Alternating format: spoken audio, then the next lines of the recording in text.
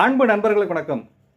இன்னைக்கு நவம்பர் 21 நம்ம வாழ்க்கையே மாற்றின ஒரு மிகப்பெரிய கண்டுபிடிப்புக்கான special day, world television day. 1940 black and white TV இந்த உலகத்துக்கு முதல் வந்துச்சு. 1996 வருஷம் ஐநா சபை இந்த தினத்தை அறிவிச்சாங்க. டெலிவிஷன் அப்படின்றது கல்வி, தகவல், தொழில்நுட்பம் ஆகியவற்றை ஒரே நேரத்தில் இயங்கக்கூடிய சக்தி அப்படின்னு சொல்லலாம். இந்த டிவி இந்த உலகத்தையே மாற்றி அமைச்ச ஒரு 3 டேர்னிங் பாயிண்ட்ஸ் இருக்குது. 1969 நீல் ஆம்ஸ்ட்ராங் முதல் மூன் லேண்டிங் ஆனதை லைவாக 500 மில்லியன் மக்கள் பார்த்துருக்காங்க.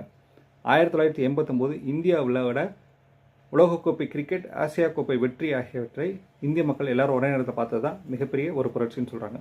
3வது 2000க்கு அப்புறம் சேட்டலைட் டிவினால் ஒரு பெரிய தகவல் புரட்சி வந்திருக்குது.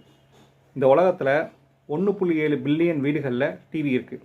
இந்தியாவில் மட்டும் 210 மில்லியன் வீடுகளில் டிவி இருக்குது.